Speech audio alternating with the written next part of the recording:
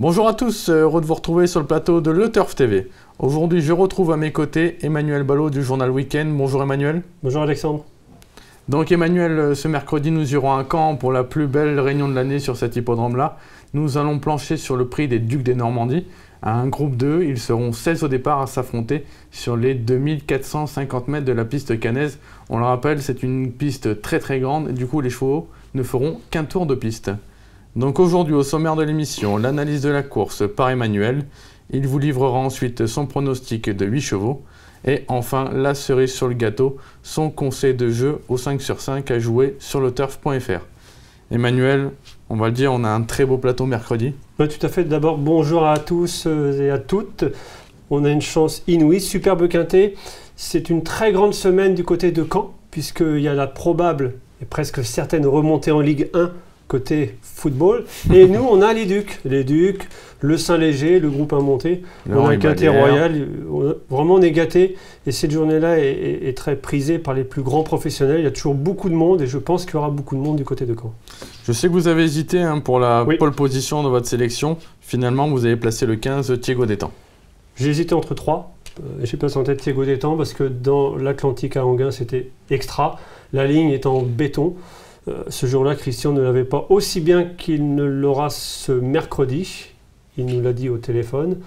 Thiégo, c'était juste derrière Caballon, Univers de Pan, qui nous ont fait vibrer ce week-end. Surtout Univers de Pan. Caballon, il nous a fait un peu moins vibrer. Bon, on referme la parenthèse. Il devançait Timoko, qui a répété le Kerjak, Olmols, qui a répété un quintet, Ligne d'Enfer. Ligne d'Enfer, et Christian nous a dit qu'il aurait ce coup-ci les œillères plates descendantes. Christian est chaud. D'accord, en plus corde à droite, on l'a déjà vu bien faire, on l'a vu notamment bien finir à Angers, le coup d'avant, c'était la grosse note. Hein. Et de vous à moi, j'accorde pas trop d'intérêt du côté de Caen pour les chevaux qui ont un peu de mal à droite, c'est pas son cas, mais à Caen, en général, ils tournent tous très bien, c'est une très grande piste, des tournants très longs. Et puis une longue ligne droite pour lui qui aime à finir moins sur les autres. Ce qui est rédhibitoire, c'est le cheval qui ne tourne pas du tout à droite, mais ce n'est pas du tout le cas de Thiégo, donc on peut foncer coup sûr dans les 3. Là, c'est dit, en tout cas. C'est fait. On retiendra. Vous lui opposez le 16 Roi du Lupin. Alors, on a une course de référence essentielle à voir. On aura l'occasion de voir les images. C'était le Critérium de vitesse de Basse-Normandie. Là, on est au début de la ligne droite. On voit un cheval qui s'enlève. C'est Swedishman. Il avait plein de ressources. Et ensuite, nous avons Rêve de Bélève qui est à la lutte avec Une fille d'amour. On a Talicia Bella également. Et on va avoir un boulet de canon en dehors. C'est votre cheval, c'est Roi du Lupin. Oui, il y a 2 énormes notes, 3 très grosses notes dans cette épreuve, avec un Roi du Lupin qui a fait ce jour-là, pardonnez-moi l'expression, mais un truc d'outre-tombe. Il est parti au galop, il a rendu 50 mètres, si ce n'est pas plus, sur le mile, 1600, ça reprend jamais. Il a fait un truc d'enfer.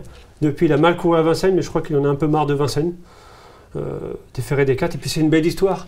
Le retour de Jean-Michel Bazir au ski d'un protégé de Jean-Paul Marmion. Il y a eu quelques cas durant l'hiver en remplacement d'Anthony Barrier, qui est encore une fois à pied. Mais Jean-Mi et les Ducs de Normandie et Jean-Paul Marmion, c'est Général du Lupin qui l'a remporté en 2003, cette épreuve. J'étais présent ce jour-là, c'était assez impressionnant. C'est une belle histoire. Il faut reprendre Roi du Lupin. Il faut mieux le juger sur cette épreuve incontournable à Argenton qu'à Vincennes. On parlait d'une autre grosse note, c'est Volcan d'Urzy que vous avez mis dans votre sélection, on en parlera un peu plus tard, mais c'est vrai que ce jour-là, jamais pu passer pour finir, il aurait peut-être même gagné. Je pense qu'il aurait gagné. Oui, s'il a le passage, il gagne tous les jours, et Volcan d'Urzy à Caen, ça sera très bien. On en parlera tout à l'heure. En 3e position, vous placez le 9 Swedishman, qui sera cette fois déféré derrière. Déféré postérieur, j'ai eu Thierry Duval d'Estaing au téléphone, il aura des fers collés devant. Thierry, tout comme Christian, est au moins aussi confiant, très confiant. Il m'a surtout dit, ne le condamnez pas sur sa faute qu'on vient de voir à Argentan. Ce n'est pas du tout le cheval des C109. C'est pas un pur miler. Et quand il l'a décalé, comme vous disiez, Alexandre, il était plein gaz et il n'aurait pas tapé loin.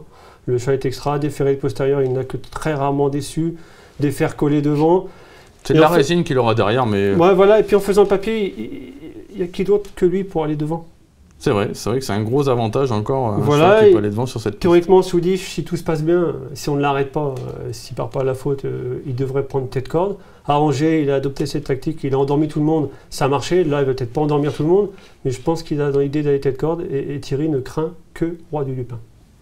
Bon, en tout cas, ça semble être carré en tout cas pour les 3 premiers. Ah, c'est un podium incontournable. Le 4e, un autre cheval de très grande classe, le 12 Ulan Duval. Oui, tout à fait, c'est un cheval formidable. 6e du Prix d'Amérique, ferré, c'est le seul ferré dans les 7, 8, 10 premiers. Oui, bien sûr, hein, c'est vrai que lui, ça change pas grand-chose, lui, d'être déferré des 4 ou d'être ferré. Quand même, contre des chevaux qui... Bah, c'est surtout que quand vous courez contre un plateau de déferré, vous partez, même si vous n'êtes pas tant avantagé que cela d'être déferré, vous partez avec un handicap. Ouais, Ce jour-là, il courait de première, il a confirmé dans le Prix de France, où il a l'énorme note, il a confirmé depuis que c'était un super cheval. Cédric Mégissier veut le faire vieillir, son papier l'atteste, c'est un Isléro de Bellouet. Enfin bref, il est né pour faire un super cheval d'âge. Il court bien sur sa fraîcheur, il tourne très très bien à droite, même si ce n'est pas rédhibitoire à Caen. Lui, on sait qu'il tourne sans problème à droite. Il va normalement fournir sa valeur au moins à hauteur de 80% et c'est suffisant pour une place dans le quintet. Oui, s'il avait été prêt, vous aurez pu très bien placer en tête. Je pense que ça aurait été mon premier, pour nous, oui. Ouais, c'est peut-être le cheval qui a le plus d'avenir, entre guillemets, voilà, parmi ceux-là. Non pas que Roi du Lupin, Swedishman et Thiego, ce sont des super chevaux, mais lui, il a gros classe. Je suis d'accord avec vous, je pense qu'à 100%, ça aurait été le favori logique de la course. Ensuite, vous rachetez le 7 Ramsey Duham, lui, ce sera plutôt un outsider. Maintenant, c'est vrai que l'aptitude à la piste aussi plaide en sa faveur. C'est mon coup de cœur, j'aime beaucoup Ramsey, il m'a fait plaisir cet hiver dans les quintets. À chaque fois que je l'ai mis, il a fait l'arrivée, des fois à des cotes avoisinant les 40 contre 1. Quand c'est sa piste, il a gagné il y a 1 mois et demi très plaisamment, il n'a que rarement déçu. Il battait Swedishman. Voilà, maintenant, il y a un côté un peu négatif, c'est que depuis, c'était moins bien à Angers, il s'est fait avoir dans une course sans train, mais c'était pas le bon Ramsey Duham. À Lyon, il a fait 3 mètres de course et Mathieu Abrivard, qui le connaît par cœur, était un peu déçu parce qu'il avait fait un long voyage pour lui, il a fait 3 mètres de course.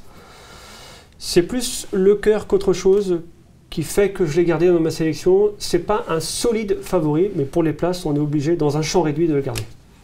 Emmanuel, maintenant on attend votre sélection de 8 chevaux. Alors en tête le 15 Thiego d'Étang, devant le 16 Roi du Lupin, le 9 Swedishman, le 12 Ulan Duval, un quartet incontournable. Ensuite pour les places, le 7 Ramsey Duham, le 4 Turbojet, l'As Volcan d'Urzy et le 14 Rêve de Belève. Au niveau donc du conseil de jeu, on ne faut pas s'attendre à de gros rapports. Maintenant, le principal, c'est de passer à la caisse. On partira avec 3 chevaux de base, le 15, le 16, le 9. Derrière, on met le 12, le 7, le 4, l'As, le 14. On a rajouté le 13 et le 8, ce qui fait un jeu à 10,50 € à 50% à jouer sur le turf.fr. Bon, c'est vrai qu'on ne va pas décrocher la timbale en remportant ce 5-5. Maintenant, le principal, c'est de gagner. On est un petit peu obligé d'assurer, on ne peut pas faire sans Thiego, sans Roi du Lupin, sans Swedishman et sans Ulan Duval. Écarter 1 des 4 c'est risqué, 2 c'est osé, 3 c'est suicidaire. Ouais, bon, on ne l'est pas encore, on va attendre de toucher déjà ce quintet 5-5 mercredi à Caen. Emmanuel, on vous remercie beaucoup pour votre analyse. Merci à vous. Et on se retrouve à très bientôt sur ce plateau. À bientôt, au revoir. Bonjour à tous, au revoir.